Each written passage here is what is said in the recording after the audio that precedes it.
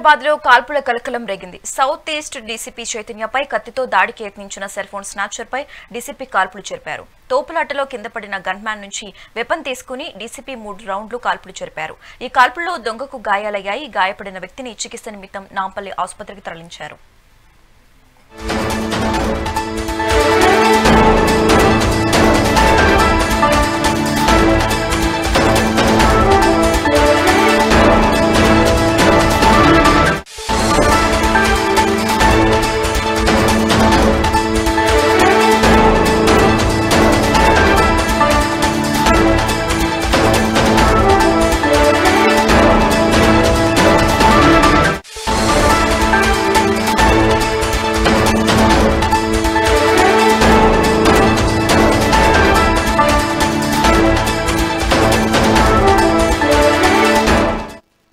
హైదరాబాద్ లో కాల్పుల కలకలం రేగింది. సౌత్ ఈస్ట్ డీసీపీ చైతన్యపై కత్తితో దాడికి యత్నించిన సెల్ ఫోన్ స్నాచర్ పై డీసీపీ కాల్పులు జరిపారు. తోపులాటలో కింద పడిన గన్ మ్యాన్ నుంచి వెపన్ తీసుకుని డీసీపీ 3 రౌండ్లు కాల్పులు జరిపారు.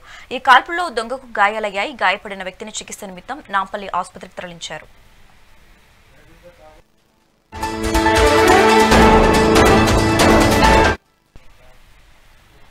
హైదరాబాద్ లో కాల్పుల కలకలానికి సంబంధించి మోర్ అప్డేట్స్ డెస్క్ నుంచి మా కొలీగ్ సిరాజ్ లైవ్ ద్వారా అందిస్తారు. సిరాజ్, శిశిరేఖ మనం గమనించినట్లయితే తెలంగాణ వ్యాప్తంగా పోలీసుల మీద కాల్పులు లేదా పోలీసుల మీద దాడి చేసేటువంటి ప్రయత్నాలు ఈ మొత్తం కూడా ప్రభుత్వానికి ఇప్పుడు ఇబ్బందికరంగా మారాయని మనం ప్రధానంగా చెప్పుకోవాలి. మరి ముఖ్యంగా ఈ రోజు పాత బస్తీలో జరిగినటువంటి ఘటన మాత్రం కొంతవరకు పోలీస్ వ్యవస్థకి ఏమైనా భద్రతా లోపంలోనే వ్యవస్థ పడిపోతుందా అనేటువంటి అనుమానాలు కూడా తలెత్తుతున్నటువంటి పరిస్థితి కనబడుతుంది. ఈ రోజు సెల్ ఫోన్ దొంగలను పట్టుకునేటువంటి క్రమంలో డీసీపీ చైతన్య పైన ఆ దుండగులు తిరుగుబాటు చేసి కత్తితో దాడికి యత్నించినటువంటి ఘటన ఒక హైదరాబాద్ వ్యాప్తంగా కూడా కొంతవరకు ప్రకంపన.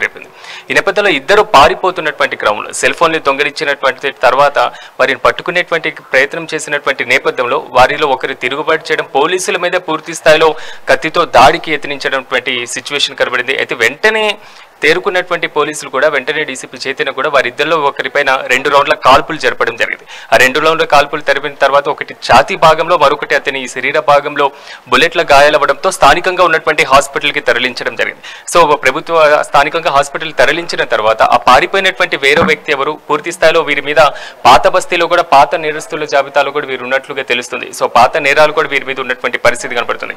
కాసేపటి క్రితమే సజ్జనార్ కూడా దీని మీద వివరణ ఇవ్వడం జరిగింది. ఏదైతే నేరాలకు సంబంధించిన వ్యవహారానికి సంబంధించి ఉందో, సో ఈ వరుసగా పరంపర కొనసాగుతున్నటువంటి నేపథ్యంలో ఇప్పుడు కేవలం ఒక పాత బస్తీ సిచ్యువేషన్ మాత్రమే కాదు, ఈ రీసెంట్ గా జరిగినటువంటి నిజామాబాద్ లో ప్రమోద్ హత్య కేసుకు సంబంధించినటువంటిది.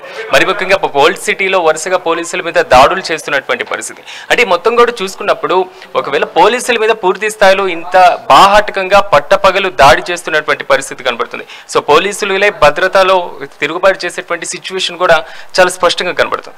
ఈ నేపథ్యంలో మాత్రం ఈ రోజు డీసీపీ చైతన్య మీద జరిగినటువంటి దాడిని మాత్రం ఒకవైపు పోలీసులు కూడా తీవ్ర స్థాయిలో తిరుగుబాటు చేసి ఇలాంటి ప్రకంపనలు మాత్రం ఎక్కడ జరగకుండా మాత్రం చర్యలు తీసుకుంటున్నటువంటి పరిస్థితి కనబడుతుంది. సో అక్కడ ఆల్రెడీ అతన్ని ఒక ప్రైవేట్ హాస్పిటల్కి తరలించడం జరిగింది. అతని మీద ఉన్నటువంటి పూర్వ కేసులతో పాటుగా దానికి సంబంధించినటువంటి నేర చరిత్రను కూడా బయటికి తీసి దీని వెనకాల ఇంకా ఎవరు ఉన్నారు, దానికి సంబంధించినటువంటి డీటెయిల్స్ కూడా విచారణలో పోలీసులు కూడా ప్రారంభించినటువంటి పరిస్థితి కనబడింది.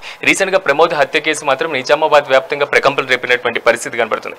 సో నిజామాబాద్ లో జరిగినటువంటి హత్య తర్వాత పోలీసులు దానికి సంబంధించినటువంటి కొంతవరకు ఎన్కౌంటర్ అనేటువంటి పరిస్థితి వరకు వెళ్ళినటువంటి నేపథ్యంలో అసలు ఏం జరుగుతుంది, పోలీసుల మీద పూర్తి స్థాయిలో ఎందుకు ఇలాంటి దాడులు జరుగుతున్నాయి, ఒక్కసారిగా సమాజంలో పట్టపగలు అది కూడా ఓల్డ్ సిటీలో జరిగింది అంటే ఎంత భయం లేకుండా ఈ రోజుల్లో సాధారణంగా పోలీసుల మీద దాడి చేసేటువంటి సిచ్యువేషన్ కనిపిస్తుంది. పోలీసులు అంటే అంత చులకనగా తీసుకునేటువంటి స్వభావం కలిగినటువంటి భావన వారిలో ఒకవేళ కలుగుతుందా అనేటువంటి ఆలోచనలు కూడా ఇలాంటి దాడుల ద్వారా ప్రశ్నలు రేకెత్తిస్తున్నటువంటి సిచ్యువేషన్. ఒకవేళ పోలీసుల మీద ఇదే విధంగా దాడులు కొనసాగితే మాత్రం కఠిన చర్యలు తీసుకునేటువంటి అవకాశాలు, కఠినమైనటువంటి పరంపర ఉండేటువంటి ఛాన్సెస్ మాత్రం చాలా స్పష్టంగా కనబడుతుంది. కానీ ఓల్డ్ సిటీలో మాత్రం ఎవరు ఊహించలేదు.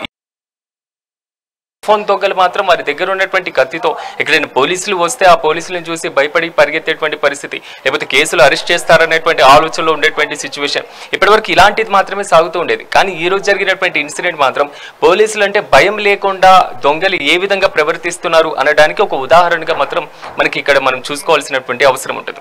సో ఈ ఒకవైపు పోలీసుల మీద దాడులు, మరోవైపు పోలీసులకు సంబంధించినటువంటి ప్రతిఘటించేటువంటి సిచ్యువేషన్, మూడోది పోలీసుల్ని హత్య చేసినటువంటి సంఘటనలు, ఈ మొత్తం కూడా తెలంగాణలో చోటు చేసుకుంటున్నటువంటి నేపథ్యంలో వరుసగా పోలీసుల మీద అసలు ఏమవుతుంది, సామాన్య నేరస్తులకు కూడా పోలీసుల మీద భయం లేకుండా పోతుందా, పోలీసుల మీద తిరుగుబాటు చేసి వారి మీద దాడి చేసేటువంటి ప్రయత్నం చేస్తే వారిని అడ్డుకునేటువంటి వారు, ఆపేటువంటి వారు ఎవరూ లేరనేటువంటి భావంలో నేరస్తులు ఏమైనా ఉన్నారా? అంటే నేర చరిత్ర ఎంతవరకు వెళ్తుంది, కనీసం ఒక క్రమశిక్షణ లేకుండా ముందుకు వెళ్ళిపోతున్నారా అనేటువంటి ఆలోచన భావన మాత్రం సామాజిక విశ్లేషకుల దగ్గర నుంచి వ్యక్తమవుతున్నటువంటి పరిస్థితి కనబడుతుంది. ఓవరాల్ గా మాత్రం దీనికి సంబంధించినటువంటి మరిన్ని అప్డేట్స్ మాత్రం మరికొంతసేపట్లో తెలిసేటువంటి అవకాశం ఉంది. ఇప్పటి వరకు తెలిసినటువంటి ప్రాథమిక సమాచారం ప్రకారం పూర్తి స్థాయిలో ఆ నేరస్తుడికి సంబంధించి హాస్పిటల్లో అడ్మిట్ చేయడం జరిగింది. సో దానికి సంబంధించి అతనికి చికిత్సను అందిస్తున్నారు.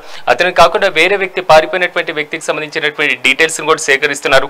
వారికి సంబంధించినటువంటి పాత నేర చరిత్రను కూడా వెలికి తీసేటువంటి విచారణలో పోలీసులు నిమగ్నమయ్యారు. Thanks for the updates Siraj.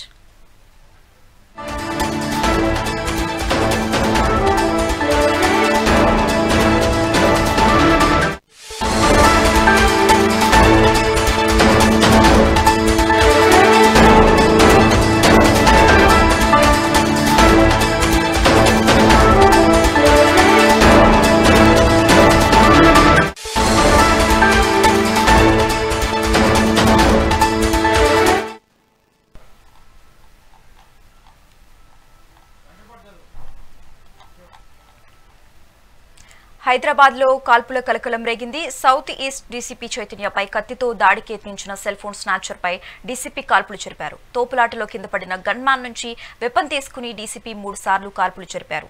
ఈ కాల్పుల్లో దొంగకు గాయాలయ్యాయి. గాయపడిన వ్యక్తిని చికిత్స నిమిత్తం నాంపల్లి హాస్పిటల్ కి తరలించారు.